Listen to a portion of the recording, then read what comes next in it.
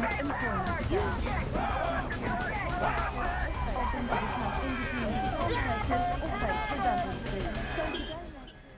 ora Aotearoa, good evening and welcome to the Union Report, where we review the news week through the lens of industrial disputes with union leaders, commentators and politicians. Joining me tonight to review the week is the President of the Corrections Association of New Zealand, Beven Hanlon, and the Labour Party spokesperson on corrections, MP Chauvel. Welcome to you both. Coming up tonight on our Corrections Special, Issue 1, should Serco's recent performance failure demand a rethink of private prisons? Issue 2, can corrections be debated without it becoming a political football? And Issue 3, what are the costs of underfunding public corrections? Plus we'll wrap the show with a final thought, but let's start tonight with Issue 1. Serco's performance card this month left a lot to be desired. The private sector involvement in incarceration was supposed to cost less. Is this economics or ideology? Bevan, the Minister of Finance, Bill English, said only months ago that Serco would cost 10% less than the public sector. Even if that's true, let's give them that. Even if that's true, does Serco failing to meet half their targets and have released reports for only 28% of those released justify the 10% saving? Well, it certainly doesn't, and that's the whole problem with the privatisation model. The UK have been going through it for decades, but it's really obvious at the moment with the Olympics and G4S. They said they'd provide security. That's right. They've taken a contract at a really low rate. They're doing it much cheaper than anyone else. Well, actually, they're not doing it because they can't afford to pay anyone. Nobody's going to work for the rates they've got. And yeah, sure, the government might be able to fine them for not having workers, but you've still got no security at the Olympics. And a fine doesn't fix the problem. And if we're still having escapes and we're having unlawful releases and we're not having people prepared for their release, a fine doesn't fix that. That means we're going to have more people reoffending and causing problems in the community. And those fines, is that $400,000 off their bottom line in terms of Serco, or is that $400,000 in bonuses they don't receive? That's only in bonuses. So right. They've budgeted to run the prison at X amount of dollars, and whatever fines come off is just the cream off the top of the contract. It's nothing to them really. How else do you think Serco are failing in terms of safety, in terms of staffing issues? Well, they're failing all over the place. We recently had to serve a hazard notice on them around prisoner escort vans. Yes. It came to our attention that they don't have to comply with the single compartment rule that everybody else does. Of course, that was brought in about because of Liam Ashley, the death of him in a corrections van. Well, when a private contractor was escorting a prisoner and he got beaten to death by a known violent offender. This private contractor doesn't have to follow the rules that everybody else does, it seems. Why not? Well, we don't know, and the way they tried to justify it was to handcuff corrections officers to prisoners in the back of these vans. Well, that's just crazy. We've had a number of staff seriously assaulted. We've had prisoners killed in the back of those vans. We've had serious assaults on people in those vans, and here they are trying to lock our staff in them. So why are the lessons that were hard learned through that case? Why aren't they being put upon by the private contractor to fulfil? Well, the simple answer to this is cost. It costs a considerable amount more to have a multi-compartment vehicle, but it also costs considerably more to staff it properly. And if you can get away with not having staff because you're going to attach a staff member to the prisoner, that's cool until the staff member gets seriously assaulted or beaten to death. Right. Charles, allowing a corporate profit motive into incarceration has led to all sorts of perversions of justice in America. Philosophically, who should be responsible for the incarcerations of citizens in a democracy? Should it be the state or the private sector? Well, I personally believe, and the Labour Party has always believed, that it's a responsibility of the state, a core responsibility of the state. But, you know, even if you don't share that philosophical view, I think the point is what works here. You know, what works to keep the public safe, what works to ensure that we have the humane incarceration of inmates and that we work toward their rehabilitation, because they're going to get out, they're going to be in society. We all need to be able to be assured that we can live alongside one another. And in terms of what works, you know, we have a tried and trusted system. We have, Bevan knows I have experience of the correction system from sort of all sides of the fence, and I've watched people in the department professionalise themselves.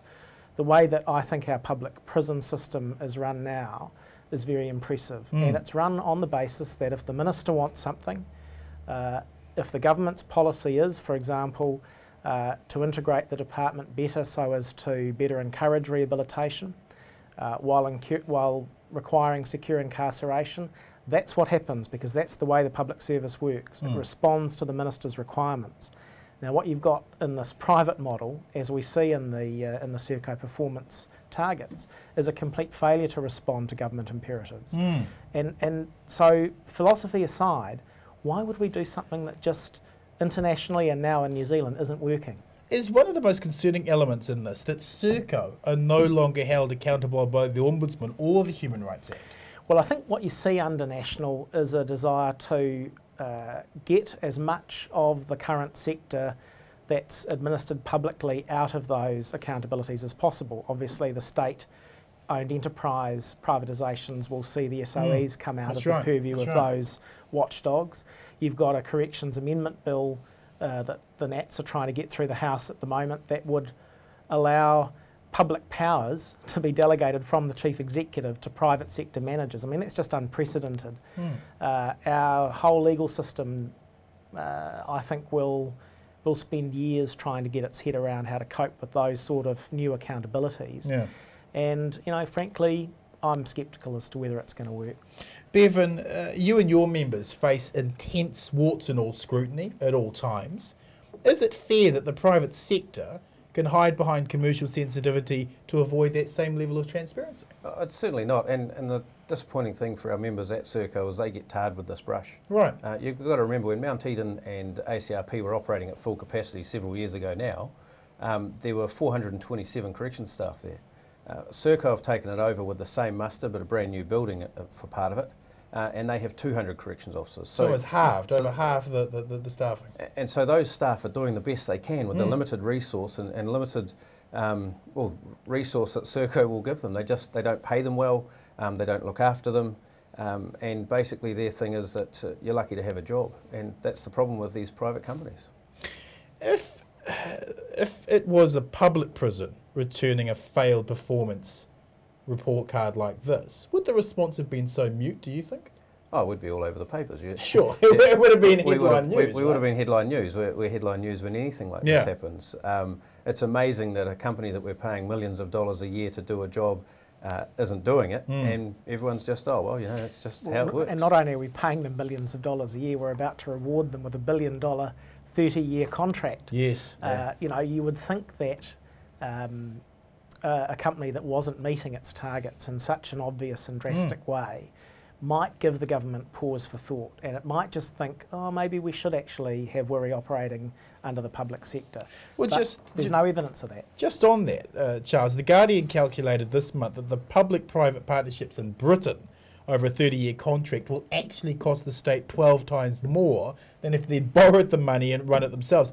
Why are we continuing to adopt failed free market ideology as public policy? Again, it's the same reason that we saw the bill to privatise the SOEs pass earlier in the month. The National Party believes, as an article of faith, that the private sector is better than the public sector. It doesn't want to see the public sector operating anything that it believes that the private sector could operate. But empirical evidence shows us it doesn't work. Does that matter? Well, I think when you've got this blind ideological belief in the superiority of the private sector, despite all the evidence in New Zealand, the disastrous history that we've had with privatisation here, the need for the state to step in and rescue stranded assets, or where the assets do well, basically their control passing offshore. All of that evidence just doesn't seem to matter to people like Bill English and John Key. They're there to do a job, which is to get as much of these assets into private hands as possible, and you know, so far they've been very effective at it. Final question to both of you on this then. Should the 900-bed private prison at Wiri be halted? Your thoughts? Oh, it certainly should. I've got two really clear examples of why it should. In Australia, the Victorian government's the only government that I'm aware of that's actually got themselves out of one of these 25-year contracts. Really? It was with the Metropolitan Women's Prison. They had 4 years of problems. They had riots, fires, all sorts of things. And even when the private company wasn't performing for 4 years running, it cost them $20 million to buy out that 25-year contract. The other example I can give you is in South Africa, they've got two 25-year contracts. The companies are guaranteed 26 and 29% returns on their investment. The South African government, funnily enough, found this unaffordable, have tried to renegotiate the contracts and have been unable to do so. And at one point, South Africa's correctional system had a freeze on new jobs and had to make cuts to the private system to pay the 2 private prison contracts, which took up 50% of their entire prison budget when there's 180 prisons in the country. That's incredible. The Wiri prison, should it be halted? No, we need more prison capacity in South Auckland. And there's a perfectly good site there at Wiri. It's next to the women's prison and to a youth justice facility. But it should be operated and built by the state. Right, so that's the issue. We should not be handing this over to a private company? I don't believe that it's going to be cheaper in the long run to do that. And I certainly feel less comfortable about the controls and the accountability. So under Labor, no, it would be run by the state. Thank you, panel. Moving on with issue 2, one of the problems confronting corrections is the public debate that ranges from the angry to the lynch mob. What should we be doing in corrections? Charles, who is to blame here? We have a media that indulges in crime porn for ratings, even though violent crime and our homicide rates have in reality plummeted over the last 2 decades. Is it media to blame for the lack of critical debate, or opportunistic politicians dog whistling the get hard on crime stuff? I suppose I have a slightly different perspective in the sense that I think for the last few years, more and more people are willing to consider the evidence here. I see this at public meetings, during election campaigns and otherwise. Actually, people say, hold on, this law and order auction hasn't made us feel safer. What we want is a system that, you know, for the between 500 and 1,000 truly bad people who need to be contained, let's have them contained. For the rest, for goodness sake, can we stop this crazy, costly cycle of locking people up, seeing them reoffend, seeing them locked up again and again and again. And I actually think we have an opportunity to change the debate. I think the National Party has started to talk some of the talk, but they kind of want, you know, their cake and to eat it as well. They want to stand on crushed cars. They want to do the crushed cars, and they want to do all the law and order rhetoric. So they realise they can't afford to keep building new prisons. They realise they can't afford our recidivism rate, but they still want to talk tough. And I think what we need to do is actually get a bit of honesty into the debate around the evidence. And I do think there's an opportunity for that. Bevan, do you think this angry perception towards prisoners means the public actually see money spent on corrections as a waste? Unfortunately, that's what they do see. They don't understand that actually New Zealand has a world-leading corrections service now. We have countries come to us to talk about cell phone blocking. We were the first country in the world to introduce cell phone blocking technology. We're the first country in the world to do an initiative like a Maori focus units. We look after our Indigenous people, and people come over to look at how we do that. We might not be showing great statistics at the moment, but we're working on it. We're doing that work. The whole, oh, we've got so much crime, we've got so many problems. It was really highlighted recently in Florida, where the Florida Centre for Fiscal and Economic Policy Group came out with a study in April 2010, and they showed that between 1989 and 2008, the crime rate in Florida dropped, the violent crime rate dropped by 41%, the property crime by 46%, yet their incarceration rate went up by 109% in that same period. And they happened to be building a whole lot of private prisons at that time. And those private prison operators were bankrolling all of these senators and all of these politicians who were out there screaming, we've got to get tough on crime, we've got to get tough on crime, when the reality is they actually were getting tough on crime. They were dropping crime rates, yet they were putting more and more people in prison.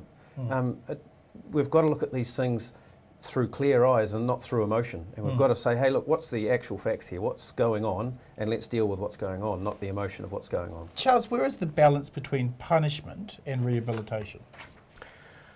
Well, as I said earlier, I think you know, the reality is there is a small number of people who, for the sake of public safety, need to be contained. And that needs to be humane, and it needs to be done professionally.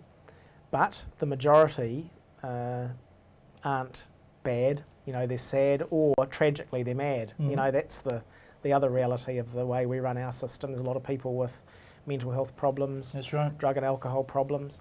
So, you know, I think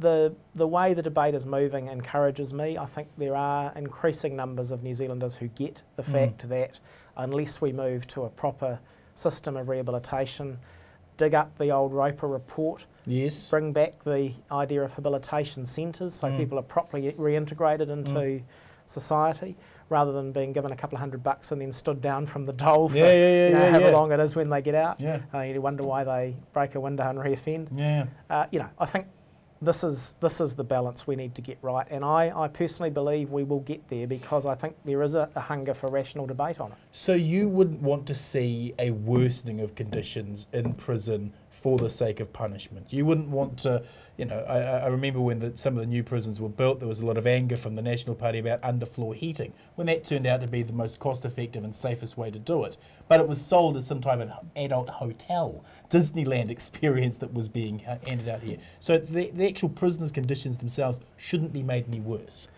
Prison manager that I was working with when I was at Crown Law put it to me very well. She said, people are in prison as their punishment. Their punishment is the sentence. They're not here for us to punish them further. And that's the reality. If you want to turn a group of angry people into even angrier people, then treat them inhumanely. If you actually want a safer society in the long run, let's take a slightly more far-sighted approach. Yeah. Bevan, what should we be doing in corrections at the moment? What are we doing right now? Well, we are trying things. That's what we're doing right. We've got a service that, as Charles was saying, the Minister says, I want you to try this, so we do. And we go out, we find out what's working around the place, we go to different groups and we trial it. A good example of that, good or bad, was a program called Straight Thinking. Yep. It was an initiative that was put in place. Unfortunately, it turns out it didn't work. But to me, the idea of it shows that, hey, we're willing to try different things to see if they will work. And when they don't, we stop and we start something new. Because if you're not trying new things, you're not going to change. So one of the things we do well is we do actually try new things. What we're not doing well is we're not doing a good job of protecting our employees, the people that work in the prisons, whether it be public or private, but the conditions are certainly worse in the private prisons than they are in the public. You've recently had to get more equipment in being able to handle people inside. Do your staff members, your members of your union, feel that they're safe enough? Oh, they don't. They're telling us all the time. In fact, just at Hawke's Bay on the weekend, one of my colleagues has been attacked. He's got 2 plates put into his cheek from an unprovoked attack from a prisoner who we were searching because he had smoking-related items on him. So that unfortunately is what's happening on a more regular basis. And it's not all of the prisoners, it's a very low percentage of these prisoners, but we don't have the proper facilities and proper equipment to deal with those people because we're quite keen to have the people that are behaving and doing the things right and going through the rehabilitation, going through the education and going through the work and all the things that we offer. Those people that are doing what they're supposed to, we're quite happy for them to have as much stuff as they need to go through that process. The ones that aren't need to be kept in an area that has to try and convince them to do it. So those are the people that don't get all of those things.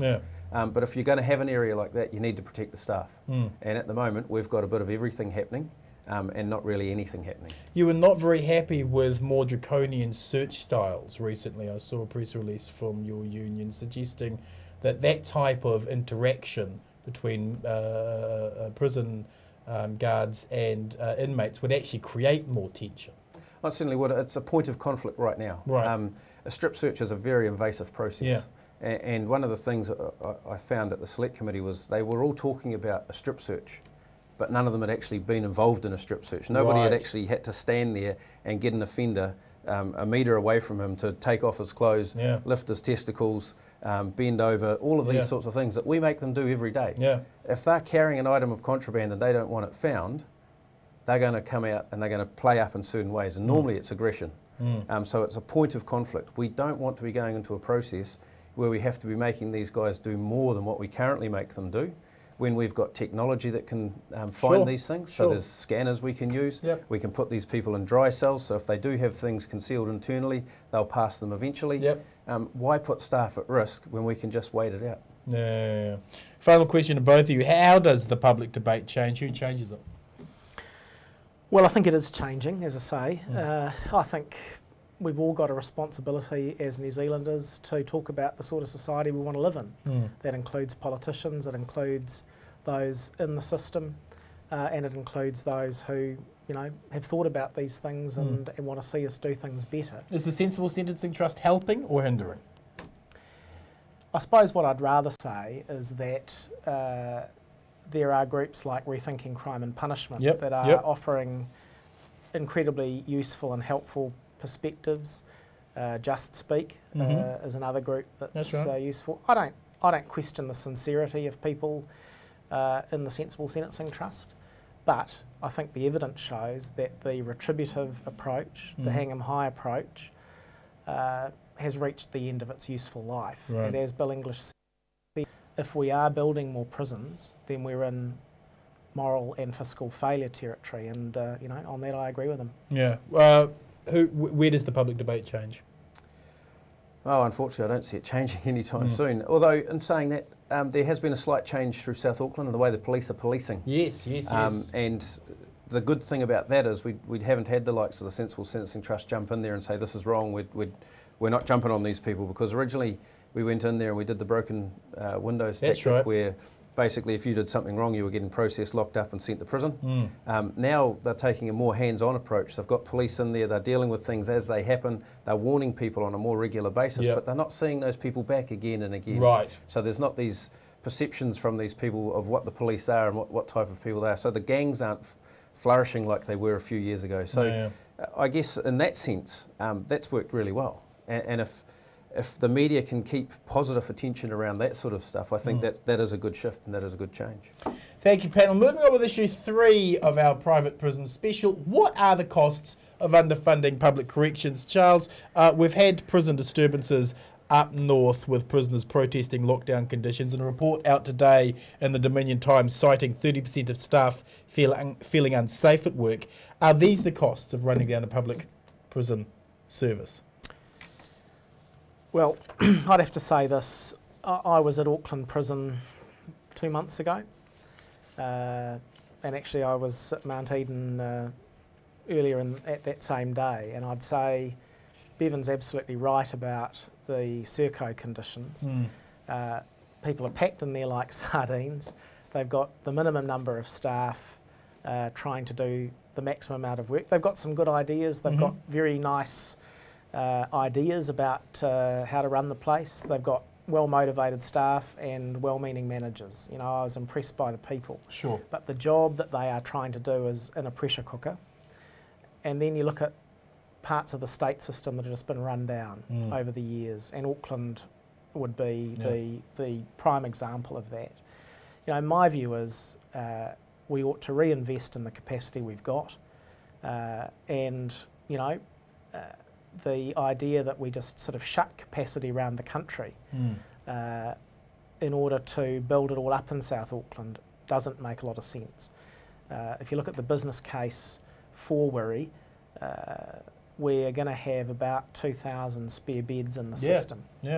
And to me, you know, it would make more sense to build what we need to have in South Auckland, but then to have a look at the rest of the capacity around the country, work out what is going to be needed, and then make sure that it is actually, you know, fit for purpose, because you couldn't say that about a lot of the system now. Yeah. Bevan, how does locking up more and more people with fewer and fewer public resources impact on your members? Well, it impacts on us because we have to lock the prisons down. We don't have the staffing available because they're not prepared to pay overtime to pay for the shortages. We're running prisons short-staffed. The prisoners get locked down, they get frustrated. Remember, we've double bunked, so we're more efficient than we've ever been. But that builds tension, and we're starting to see these things flare up on a more regular basis now. And unfortunately, these are symptoms of a sick, underfunded prison system. Go anywhere in the world and this is what you see when you underfund a prison system. We really are sitting on a bit of a powder keg. I've said this when they first introduced double bunking. Thankfully, since then, the prison muster has dropped, and so we don't have the density issues. But when you've got prisoners that are locked together for long periods of time, they're not getting that outside time and that recreation time, that's when they cause problems. And they start going a bit stir crazy? And Nāwha was a good example of that. There were 11 cells trashed, 22 prisoners moved. They were all double bunked. What would Labour be doing differently right now if they were in government? Well, I think two things. At the moment, corrections is being forced by the National Party to give money up into the Justice Fund, this sector fund that they've set up to share resources between corrections, courts, police, the Ministry of Justice. Corrections needs to retain the vote that it has. The money that's appropriated for corrections needs to stay in corrections. If anything, corrections should be a beneficiary of that fund, not a donor to it, for all the reasons that Beven's articulated. And the other thing we would be doing is, rather than just talking about rehabilitation, talking about expanding treatment programs, talking about habilitation, we'd actually be getting on and doing it, because it's just incontrovertible that this is the way we need to move if we really want safety in the long term. Is the reality that it costs a lot to run a well-resourced public prison service, and that we've got a problem with the taxpayer not really wanting to shuck over that kind of money? I'm not sure about that. I think, you know, with the technologies that are coming on stream, we need to have a good look at what offences merit incarceration and what offences could benefit from home detention or from other forms of surveillance. It's a lot cheaper to do that than to keep people in prison, as we know, and it can actually be a lot more effective if you resource it correctly and have the programs around it. So, and on the question of resourcing, you know, I think the entire justice budget comes in at around 3 or 4 billion. I'm not convinced there isn't the money there. What I am concerned is the way it's being distributed, and I think that needs a good hard look. Final quick question to both of you. Should there be some type of national conference on public prisons to bring different voices into the public debate? Your thoughts? It'd be really nice to have, actually. We'd even bring people from Australia to talk about their experiences, because the Australians, the strange thing about the Australians is they've been through the problems of privatisation. I spoke about Victoria and having to buy out their PPP. Just 2 months ago, they've gone into a new PPP to expand a prison, Acacia Prison, and the private company that's running that build was supposed to have finished in June. The private company walked away from it, declared themselves bankrupt halfway through it and walked away. That leaves that state with a half-built new prison amongst their already old prison, and no one to build it. And they say that privatisation will fix these problems. Well, now they're just left with this big problem. Conference on public prisons? Yeah, look, I think the more public debate there is, the more that we can talk about the issues based on the evidence, the better. Certainly you've heard from me the direction that Labor will be wanting to take the system, and as we prepare for the election, we'll certainly be consulting more widely about that vision. So certainly from that process, we'll hopefully open a bit of the debate up. Thank you, Charles. Thank you, Bevan. That's it for the show. Check out our Facebook site for ongoing union campaigns and actions, and follow me on my Citizen Bomber Twitter account for all the latest show updates. Thanks for watching Aotearoa. Join us again 8 PM next Monday for the Union Report here on Triangle TV, the home of original public broadcasting. Good night, New Zealand.